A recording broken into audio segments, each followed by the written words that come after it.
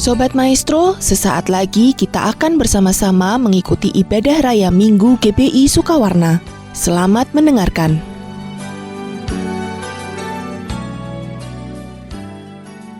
Shalom jemaat Tuhan, Rayon 2 dimanapun Anda berada saat ini, buka hati, rendahkan diri untuk menerima kebenaran firman yang memerdekakan, kebenaran firman yang mengupgrade hidup kita semakin berkenan di hadapan Tuhan. Mari kita berdoa, urapan-Mu mengalir Tuhan Yesus, sehingga yang lemah Tuhan kuatkan, yang sakit Tuhan Yesus sembuhkan, yang terikat Tuhan Yesus bebaskan, merdekakan.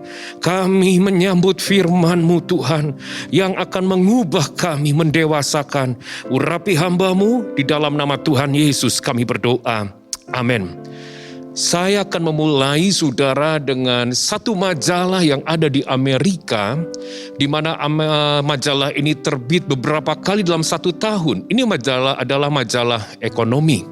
Tapi majalah ini menjadi begitu terkenal karena majalah ini menilai, memperhatikan, menyimak, mengukur kekayaan orang-orang terkaya. Sehingga mereka mengurutkan dan berdasarkan per Maret 2022 awal, dikatakan orang terkaya di dunia bernama Elon Musk, kekayaannya itu kurang lebih 4.000 triliun rupiah. Dia adalah pendiri daripada yang namanya Tesla mobil listrik dan juga SpaceX di mana transportasi menuju luar angkasa. Tetapi kekayaan nomor 2 ke orang terkaya di dunia adalah Bernard Arnault. Dia adalah satu keluarga di Perancis.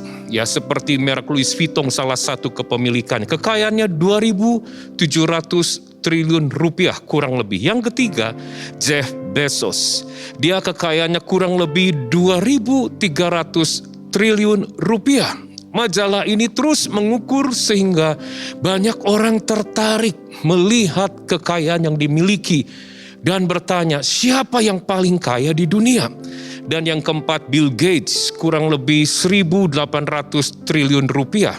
Dan yang kelima, Warren Buffett, itu kurang lebih 1.600 triliun rupiah. Tapi juga ada pihak yang tidak mau tertinggal membandingkan kekayaan orang-orang terkaya di dunia saat ini dengan Raja Salomo. Nah, berdasarkan perhitungan perkiraan dari orang itu, Raja Salomo kurang lebih menerima 25 ton emas setiap tahun.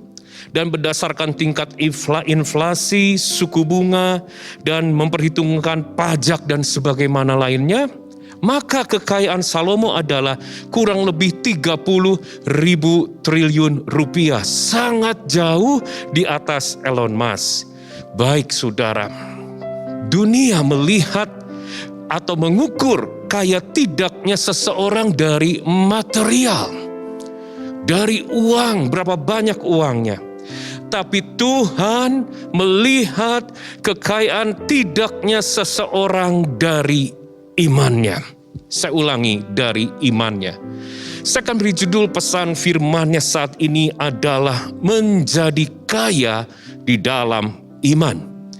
Kita siapkan hati, masuk langsung dalam kebenaran firman. Yakobus 2 ayat ke-5. Firman-Nya, dengarkanlah hai saudara-saudaraku yang kukasihi. Bukankah Allah memilih orang-orang yang dianggap miskin oleh dunia untuk menjadi kaya dalam iman dan menjadi ahli waris kerajaan yang telah dijanjikannya kepada barang siapa yang mengasihi Dia. Perhatikan kata memilih. Allah memilih. Kata memilih dalam bahasa aslinya eklegomai. Berbicara bukan seperti misalnya saya menunjuk di mimbar ini, misalnya, itu yang baju merah, itu yang baju putih, itu yang baju hitam. Bukan hanya sekedar menunjuk. Tapi kata memilih adalah setelah ditunjuk, maka orang itu diambil keluar dari tengah-tengah kerumunan orang banyak, dipisahkan. Wow. Kita perhatikan betapa besar kasih Tuhan Yesus. Dia memilih. Dia bukannya menunjuk, Tetapi dia mengambil orang itu dari kerumunan orang banyak, ditarik keluar dan dipisahkan. Yakobus 2 ayat kelima tadi mengatakan, siapakah yang dipilih oleh Tuhan? Mereka yang miskin. Kata miskin, Phokos dalam bahasa aslinya berbicara bukan hanya kekurangan dalam material saja, tapi mereka yang helpless, butuh pertolongan, tidak mampu menolong dirinya sendiri, powerless, mereka yang tidak bisa memiliki kekuatan, ability, kesanggupan untuk membebaskan dirinya, untuk yang namanya mungkin juga membukakan pintunya yang tertutup, helpless, powerless, dan juga mereka yang sedang berbeban berat. Itulah orang yang miskin. Tuhan memilih saat ini di antara setiap saudara, mungkin lewat online dan Zoom ini, mungkin Anda yang sedang di rumah, di perjalanan dimanapun, Tuhan memilih mereka yang miskin, helpless, powerless, butuh pertolongan, gak mampu menolongnya, gak punya kekuatan, berbeban berat. Untuk apa? Diubah, ditransformasi menjadi kaya dalam iman. Luar biasa nih janji Tuhan.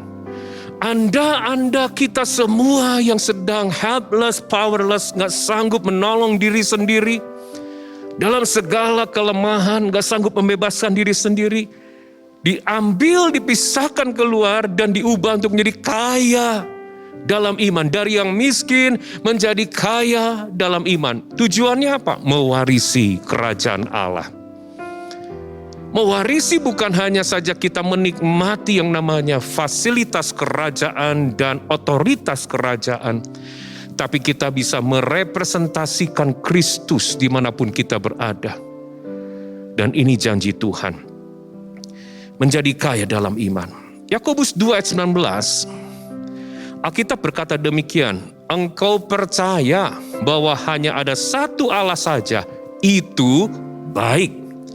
Tetapi setan-setan pun juga percayakan hal itu dan mereka gemetar. Dari ayat ini mengajarkan kita, ayo jemaat Tuhan, ayo umat Tuhan, upgrade level iman kita. Bukan hanya percaya saja. Dia adalah creator, Yesus adalah pencipta, Yesus adalah savior, juru selamat. Karena kenapa? Setan pun percaya. Jadi Tuhan ingin membawa kita meningkat dari satu dasar iman ke level iman yang kaya. Pertanyaannya yang akan kita bahas ada 2 poin saja. Kaya dalam iman itu seperti apa? Tetap di Yakobus pasal kedua. Kalau nanti kita siapkan dan baca Yakobus 2 ayat 14 dan 17. Maka poin pertama yang saya sampaikan, kaya dalam iman berbicara iman yang disertai perbuatan. Saya ulangi, iman yang disertai perbuatan. Artinya iman itu harus dipraktekkan, itu iman yang kaya. Seringkali kita sebagai orang Kristen, level iman kita hanya level sampai dinyanyikan saja. Di mulut, dalam gedung gereja, ketika online, kita menyanyi, mengakui, dan di level itu kita menjadi semangat. Lewat pujian itu iman kita mulai bangkit, mulai tergugah. Tetapi pertanyaan ketika pulang, no action, tidak ada tindakan. Nah, kaya itu berangkat dari level iman, hanya percaya dengan mulut mengaku, tapi juga action, perbuatan. Yuk kita lihat dulu sebelum kita kupas lebih jauh, Yakobus 2 ayat 14.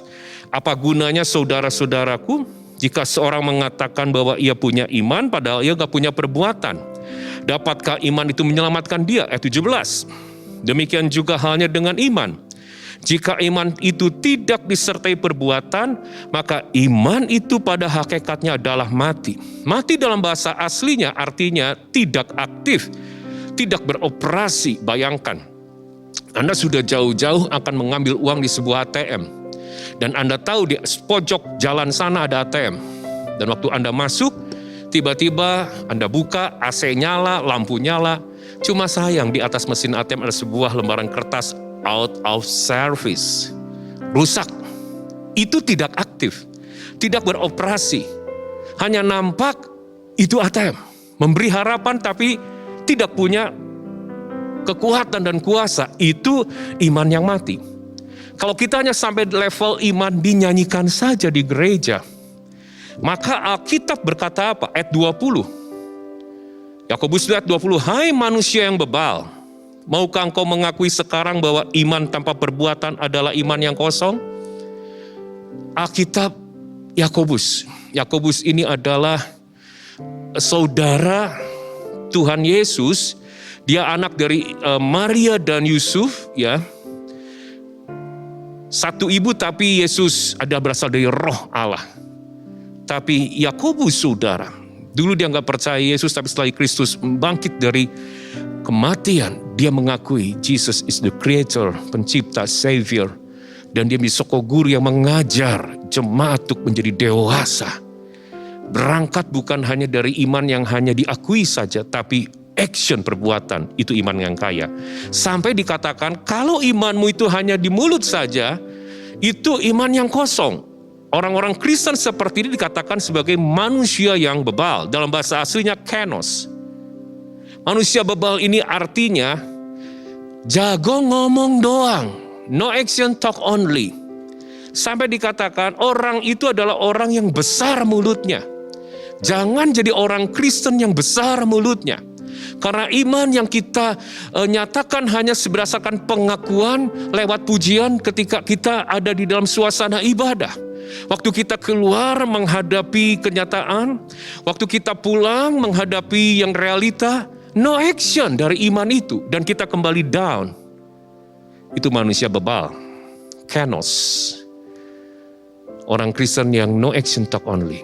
Tapi ayo kita mau belajar. Sekarang gimana caranya supaya iman yang kita akui dan percaya dalam hati jadi iman yang kaya karena kita lanjutkan dalam sebuah action. Ternyata Yesaya 54 ayat 1 dan 2 menggambarkan, mengajarkan apa yang harus kita lakukan. Di sana dikatakan satu sosok wanita yang mandul dan ditinggalkan oleh suaminya. Ayat ini berkata, bersorak-sorailah hai si mandul yang tidak pernah melahirkan. Bergembiralah dengan sorak-sorai dan memekiklah hai engkau yang tidak pernah menderita sakit bersalin. Sebab yang ditinggalkan suaminya akan mempunyai lebih banyak anak daripada yang bersuami, firman Tuhan. Ayat kedua, lapangkanlah tempat kemahmu dan bentangkanlah tenda tempat kediamanmu. Janganlah engkau menghematnya, panjangkanlah tali-tali kemahmu dan pancangkanlah kokoh-kokoh patok-patokmu. Dari ayat ini ada sebuah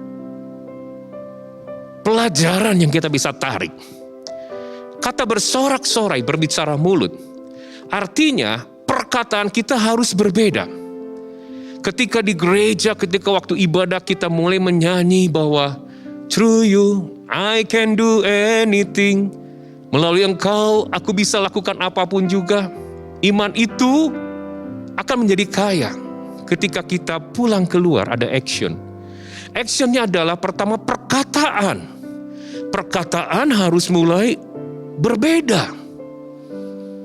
Kemudian bergembiralah saudara. Bergembira ini berbicara emosi dan perasaan juga mulai berbeda. Kemudian ayat kedua, lapangkanlah tempat kemahmu, bentangkanlah tenda tempat kediamanmu. Ini berbicara visi dari hidup orang itu pun mulai berbeda. Jadi berbicara saudara tentang sebuah iman yang kaya, setelah kita percaya dalam hati mengaku dengan mulut, apapun kondisi keadaan, kemudian kau tahu dia sanggup menolong. Maka pulang keluar dari suasana ibadah pujian penyembahan, perkataanmu harus mulai berbeda. Perasaan emosimu harus mulai berbeda. Visi dalam hidupmu, mimpimu harus mulai berbeda. Dan action, preparation, persiapan hidup kita pun harus mulai nyata dan ada. Seperti iman yang kita nyatakan dan deklarasikan, ucapkan. Contoh saudara. Ketika saya belum jadi hamba Tuhan sepenuh waktu, saya mulai bangkit tahun 2002 dari depresi, lembah depresi. Maka setiap saya melihat cermin, saya mulai melihat dan mulai memperkatakan, yang aku lihat di sini adalah seorang hamba Tuhan yang akan memberitakan firman dari desa ke desa, kota ke kota, bangsa ke bangsa. Ucapan mulai berbeda. Yang kemarin awalnya saya coba ingin mati, bunuh diri, nggak kuat, mana obat, tambah dosis. Sekarang saya mulai mengucapkan, perkataan mulai berbeda. Itu Yesaya 54, bersorak-sorak hai si mandul. Gak cukup perkataan, saya mulai bayangkan. Saya bukan lagi orang yang terkurung, sembunyi di dalam balik kamar mandi. Orang yang ingin mengakhiri hidup, tapi saya bayangkan, saya jadi hamba Tuhan yang memberitakan firman. Sehingga saat mulai membayangkan ada satu hal, perasaan dan emosi yang bangkit. Itu pun Yesaya 54, bergembiralah saudara. Nggak cukup hanya mulut, tapi emosi perasaan kita mulai berbeda. Tujuan hidup pun mulai saat itu mulai beda. Kalau dulu mungkin ketika saya masih bisnismen, tujuannya ingin sukses, jadi pebisnis sukses, kaya. Sekarang tujuan hidupnya aku ingin jadi hamba Tuhan, menyenangkan Tuhan. Dan mulai preparation, ada action persiapan saudara. Itu nyata. Contoh selanjutnya tentang sebuah iman yang kaya, nyata. Saudara di Tasikmalaya mungkin belasan tahun yang lalu ketika mulai membangun gedung gereja 4 lantai, kami punya iman, punya harapan, punya lift. Belasan tahun lalu di kota kecil, gereja pakai lift itu belum ada saudara. Rasanya buat apa? Dan bukan hanya belum ada saja, tapi keuangan kami pun belum ada. Tapi kami ingin ke depan itu. Kenapa? Karena kami ibadah di lantai 2. Supaya nanti kalau ada orang sakit pakai kursi roda bisa naik ke atas. Bukan hanya diperkatakan dan didoakan. Kami punya action. Actionnya apa? Untuk pakai lift tentu harus ada ruangan khusus yang dipersiapkan. Jadi lantai 4 sampai lantai 1. Itu dikosongkan bolong saudara. Ditutup pakai triplek semuanya. Ditulis tidak boleh menyandar karena akan terjatuh. Bahkan di lantai 1, apa yang bisa kami perbuat? Kami buat dulu saudara tembok ya untuk naik menuju lift dalam bentuk serodotan. Itu untuk yang namanya kursi roda. Setiap jemaat tanya ini buat apa? Ini buat lift. Liftnya mana? Belum ada, uangnya belum ada. Ada kurang lebih 1-2 tahun. Itu lift sampai menjadi kenyataan. Karena bagi kami ratusan juta saat itu sangat mahal. Kami bisa hanya mengerjakan buat tembok serodotan. Dan mempersiapkan ruangannya. Sesuatu yang tidak bisa kami kerjakan. Itu bagian Tuhan. Iman yang kaya adalah bukan hanya percaya, tapi ada preparation. Kalau engkau percaya akan dipakai oleh Tuhan, akan memberitakan firman. Tapi tanpa action ketika diberi tugas, beri tugas bersaksi, oh enggak lah, enggak bisa. Tapi imannya besar. Memberitakan firman sampai ke bangsa-bangsa. Belajar bahasa Inggris enggak, Mandarin pun enggak. Saya katakan, jangan sampai dikatakan, hai manusia bebal. Artinya kenos, orang yang ngomong doang, orang Kristen. Iman Anda semua adalah iman yang kaya. Di bulan April ini bulan kebangkitan. Saudara harus bangkit dari hidup lamamu. Dan hidupmu akan berbeda. Engkau tidak lagi tinggal di padang gurun, engkau akan mewarisi kerajaan Allah. Hidup dalam otoritas dan fasilitas kerajaan, tapi juga merepresentasikan kerajaan Allah di bumi ini. Supaya dunia melihat kita adalah orang-orang yang miskin dulunya. Helpless, powerless. Orang-orang yang berbeban berat, tapi dipilih oleh Tuhan. Ditransformasi jadi kaya dalam iman. Amin. Yang kedua, saudara, iman yang kaya berbicara. Iman yang dihasilkan dari rema firman. Rema Kristus, ya. Saudara, iman yang kaya tidak hanya atas dasar pengalaman pribadi saja. Contoh, kita ngalami, saya dipulihkan dari depresi dan saya bukti hidup, ya Tuhan mengubah saya jadi hamba Tuhan. Memberitakan firman seperti apa yang saya dapat dalam mimpi, dalam iman ketika bergumul dalam depresi. Kalau iman saya berdasarkan pengalaman saja, itu nggak cukup membuat kita menjadi kaya. Engkau mengalami pengalaman, dulu engkau narkoba, sekarang dibebaskan, dan imanmu hanya mentok dasar pengalaman hidup saja, itu belum kaya, tidak cukup. Tetapi ayo meningkat. Iman itu juga harus muncul, dihasilkan dari rema firman Kristus, saudara. Ya, yuk kita lihat Roma 10:17. Jadi iman timbul dari pendengaran, dan pendengaran oleh firman Kristus. Dalam bahasa aslinya rematos Christou, rema. Saudara, dalam Alkitab bahasa Indonesia, kata firman hanya satu, firman saja. Tapi dalam bahasa aslinya menggunakan kata logos dan rema. Bedanya apa? Contoh, logos dan rema. Izinkan saya mungkin tidak sempurna, tapi supaya ada gambaran. Anda lapar, Anda buka lemari, Anda di persediaan dapur Anda ada banyak mie instan. Mie instan itu ada di lemari, dan Anda lapar, Anda butuh. Mie instan itu bisa diibaratkan sebagai logos, firman yang tertulis, Alkitab tertulis firman. Supaya itu mengenyangkan saudara, maka mie instan itu harus diproses dan masuk di dalam perut Anda. Firman, logos yang masuk di dalam jiwa Anda, menerangi jiwa Anda, menerangi pikiran Anda, itu adalah rema. Nah, iman yang kaya berasal daripada rema. Tidak mungkin saudara dapatkan rema Kristus kalau Anda hanya mentok menunggu online siapa yang khotbah, pengkhotbah, Anda terima sesuatu dari khotbah. Saya katakan, Anda akan miskin dengan rema.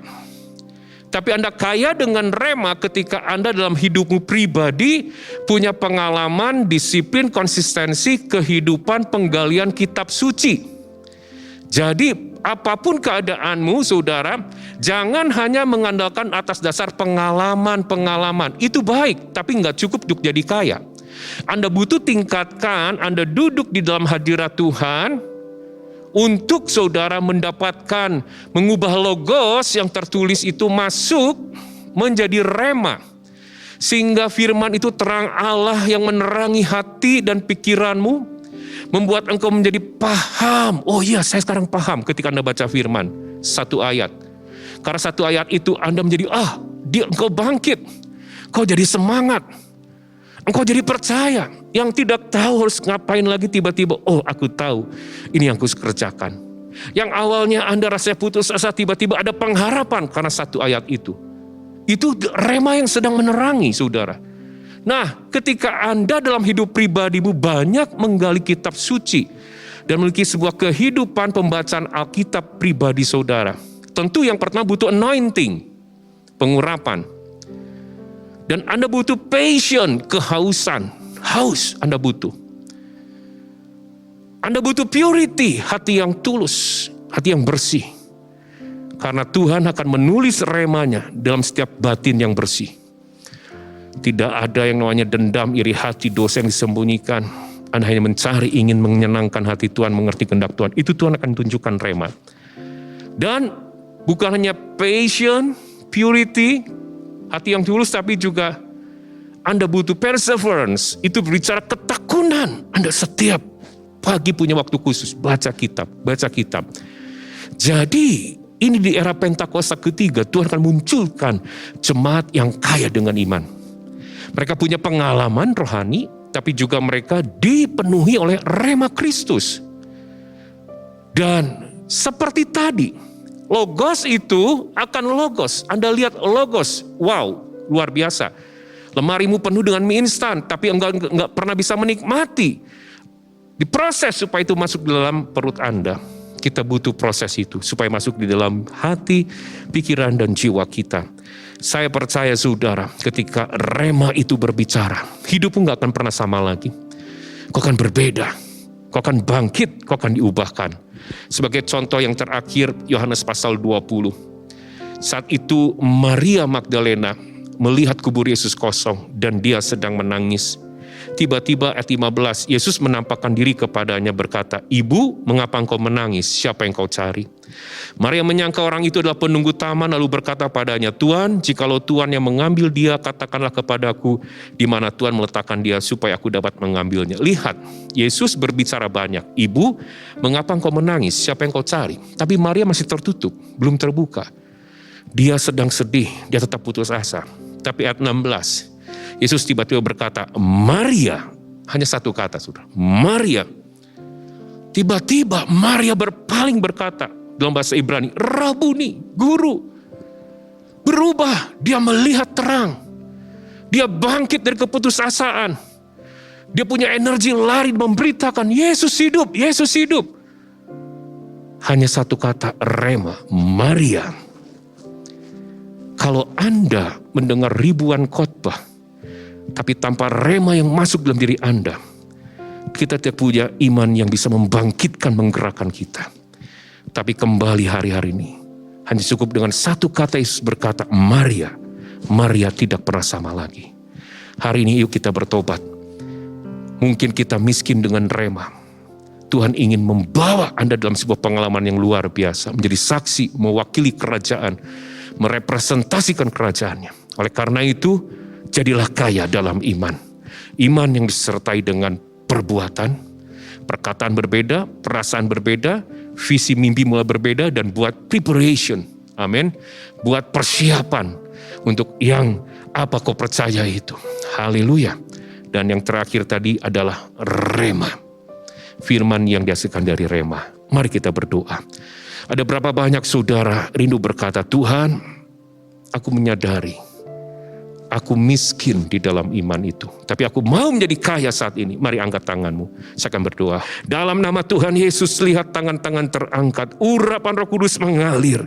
Biarlah benih firman ini membukakan, mencelikan, dan hidup anak-anak ini tidak pernah sama lagi. Sebab Engkau memilih membawa kami keluar di tengah kerumunan, di tengah badai, orang-orang yang helpless, powerless, orang-orang yang miskin, untuk diubah menjadi kaya dalam iman.